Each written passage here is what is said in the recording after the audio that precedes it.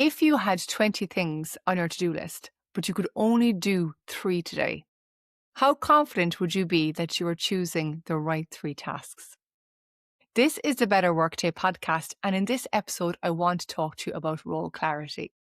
It's the first episode where I'm breaking down the different elements of the Better Workday framework, and we have to start here. Because if you're not crystal clear on what your role is and the order of importance for the different responsibilities that you have, you're going to struggle with procrastination, with delegation, with prioritising work, with managing expectations, and with switching off knowing that you've done enough, okay? So this is what we're going to cover today, and I'm going to share a couple of exercises that I use both with individuals and teams to help them get clearer on what their job actually is, so that by the end of the episode, you'll be more confident that you're making the right decisions about what to do and what not to do on any given workday. Let's begin with what role clarity means and why it's really important. It's quite simply understanding exactly what your job is, what your responsibilities are, and more importantly, which parts of your job matter most at any given time. And that is tricky sometimes because a lot of people that I work with and that I speak to have multifaceted roles. It's not like you just send emails or you just run reports or you just create certain assets. Most of the people that I speak to do lots of different tasks within their role. When I deliver my A Better Workday workshop, the very first question I ask people is, what is your job? And the challenge is for them to give me a 1-sentence answer. My job is to. Well, I don't want any jargon. I don't want any complicated language. I want the people in the room to be able to explain to me, what is their job? What is the outcome that you create? What is the purpose that your role serves within your team or within the wider organization? For example, in payroll, my job is to make sure people get paid. If my job is sales, my job is to make sure that I close X number of clients per quarter. That really simple, basic understanding of what the job is. And it's funny because some people even struggle at this part because there's a lot of roles that are now multifaceted. Like there's so much within your scope that's very hard to think about actually what's my job. When it comes to being clear on your role and your responsibilities, what's more important than not at any given time, you have to start with understanding your core role. Like, why are you there? And if you're not sure about that, it's going to be a struggle when you try to break that down in more detail. So this is the first exercise, only a couple of minutes in. I want you to complete the statement, my job is, and use it as a working draft. You might evolve it. Once you know what your job is, the next thing I ask people to do is to identify the gap between what their job is on paper and what they do day to day. So here now is where we're going to get into the meat and the mess of role clarity, because this is what I see happen time and time again. People tell me what their job is, then they're able to break it down into some key responsibilities, things that they should be spending their time on. And then when I ask, how do you spend your days? There is usually a gap between what they believe they should be doing and what they are actually doing day to day. And when we have this gap, it causes confusion around whether or not you're spending time on the right things, what's important, what's not important. Are you even getting the right things done? Are you being productive or just busy? All this stuff comes up. And so part of role clarity is, once you understand the high level of what your job is to make a list on one side to say, these are all the things I believe I should be doing. And then quite honestly making a list on the other side of the page or a different page on how you're spending your time right now and looking to see, is there a gap between those two things? So for example, if you're a manager, one of the things on your responsibilities could be making time for one-to-one conversations with your team. But in reality, you're spending all your time in meetings with other leaders and you're struggling to get a slot with your team. So that's an example of a gap between what you should be doing and what you're actually doing. And when we have large gaps in the role, it's not always the worst thing in terms of the execution of work. It's not that things aren't getting done necessarily, but it does cause problems with our understanding of, have we done a good job? Have we done enough? Are we spending our time in the right way? Are we being productive? Can I switch off now for the weekend? So that's where it becomes an issue initially. And then obviously, if you are not spending time on tasks that should be prioritized, that's going to catch up with you eventually and cause unnecessary pressure and stress when those things become urgent. So once you understand what your job is, I want you to take a few minutes and ask yourself, is there a gap between what I expect to do during the day and what I actually do? When we've identified that gap, it's not to eliminate anything that doesn't match our ideal expectations. In fact, I argue against that because there's a reason you're doing the stuff that you're doing. Minding the gap means taking a step back and asking, why am I spending time on one thing when I thought I'd be spending time on the other? Why are some things taking longer than expected? Why do other things keep getting pushed off? Sometimes the answer is because your role is not what it once was. And this happens a lot, especially as we embrace new technologies and new systems and new processes come in and new teams emerge. Your role can shift and change underneath the surface without any big announcement. And it's only when you take time to step back and reflect on what you're actually doing do you realize that, okay? So minding the gap is maybe recognizing that your job is not what it once was and adjusting your expectations of how you should be spending your time. Other times, it could be that maybe you're spending a lot of time doing stuff that's not directly connected to your role, but maybe you enjoy doing it. And so maybe you do some voluntary stuff, maybe get involved in some ERGs or things like that. Also good. But if they're getting in the way of your priority work, that's something that you're going to have to manage in terms of how much time you spend on those things. And finally, of course, the biggie is that maybe there are things that you're doing now that you shouldn't be doing, and they're preventing you from getting on with the job to be done.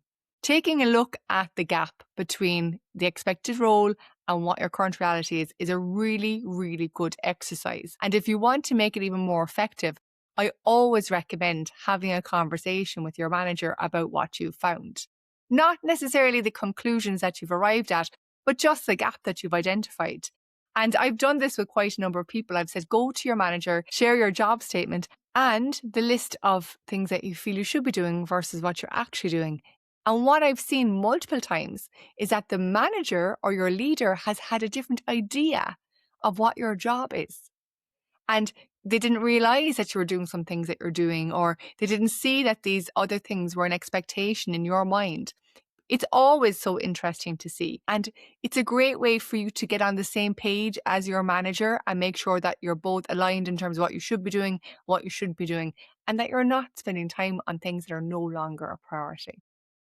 Now, when you have that gap identified and when you have resolved it, whether that's to do nothing at all or maybe to make some changes, the next thing to do is to establish the order of importance. And this can make a huge difference on the days when work is busy. So when work is fine, not too busy, we can manage our workload within the day or within the week. And so if one thing is more important than the other, it kind of doesn't really matter because it all gets done within the container of the day or the week, okay? And so it's not too stressful.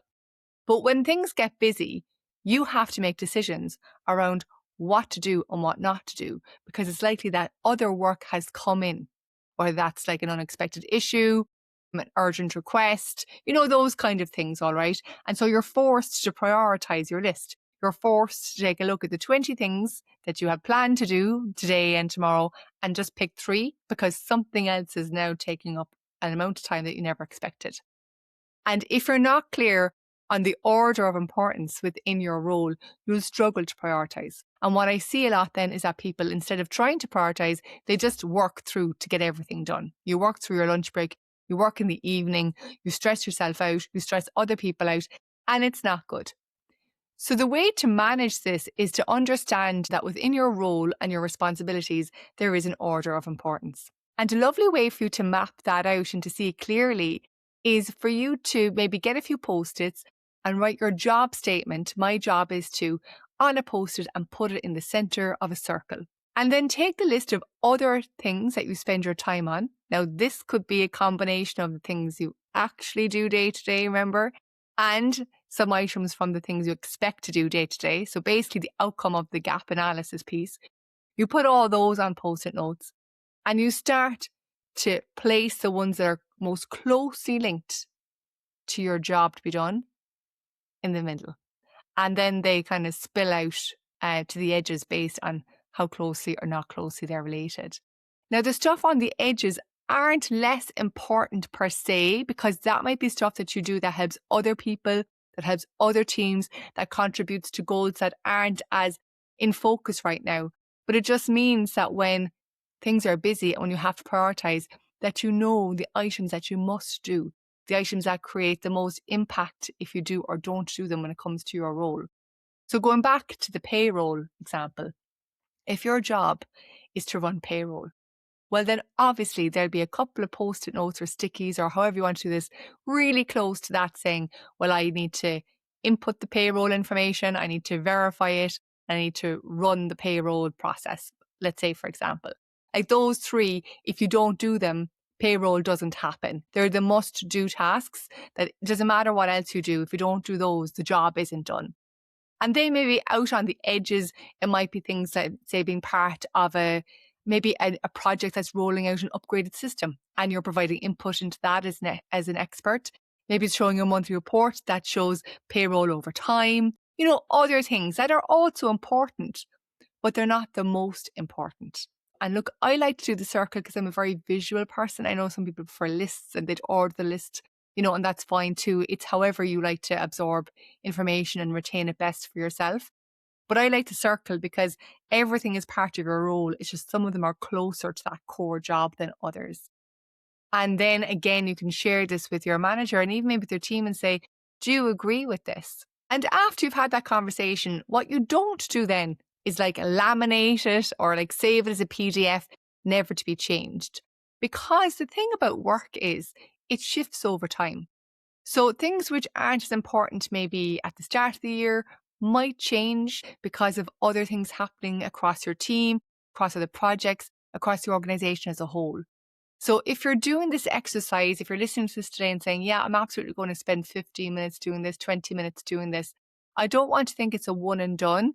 It really is a living document that you should come back to whenever you feel like you're struggling to know what the most important work is, and then ask yourself, do these need to change? Do I need to put some stuff back out to the edges? And do I need to bring some stuff in closer to that core job? Now, I want to pause before we get into the next part because I know this is a lot to take in. This is a very practical episode. And so this is a reminder that you can listen back to this or watch this back, again later on or tomorrow with a pen and paper or your digital notebook or whatever tool that you'd like to use.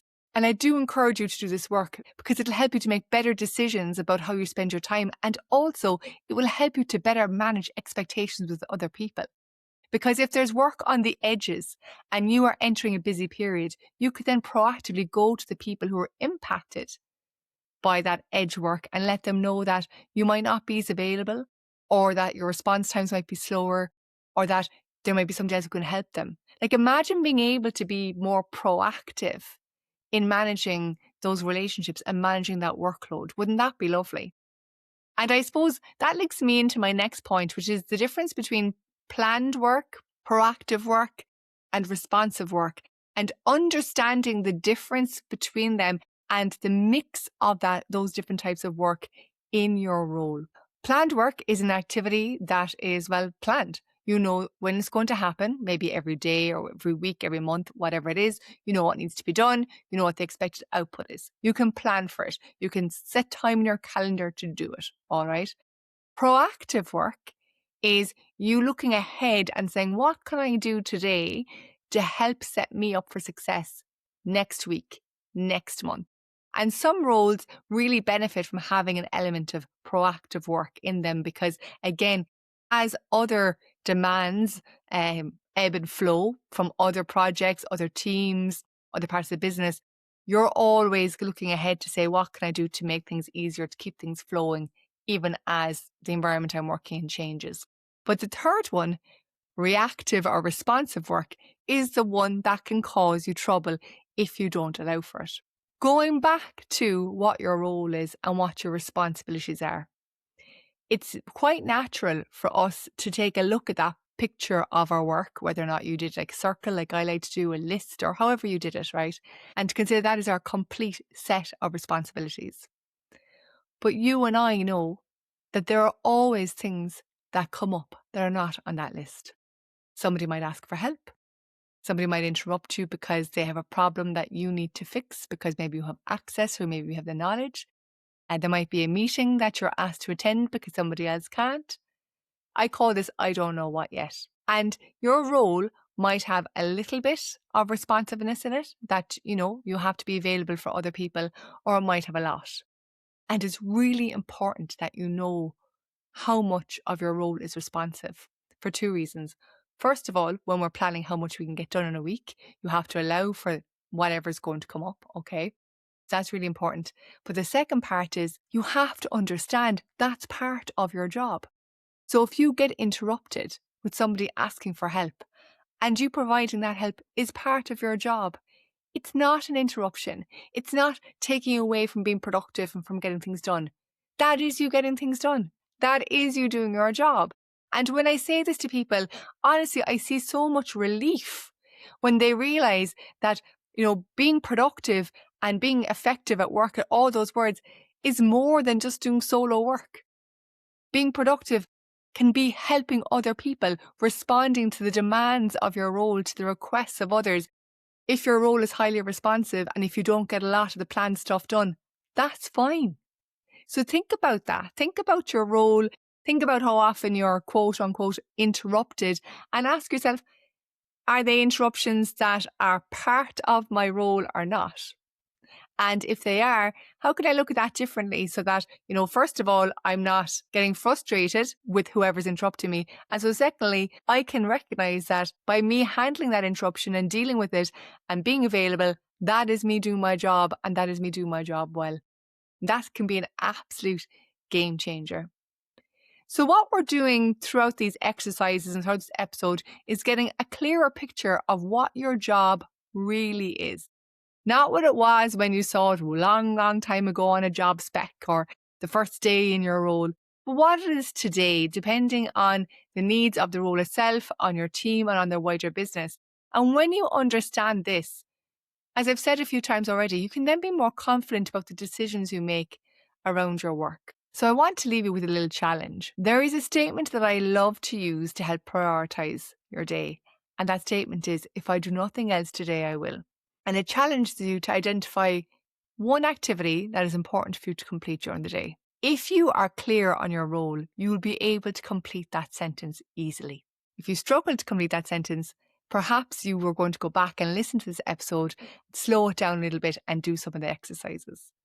So I'm asking you now, complete the sentence, if I do nothing else today, I will. And I look forward to seeing you in the next episode where we continue working through the Better Workday framework. Until then, stay well and have a better workday.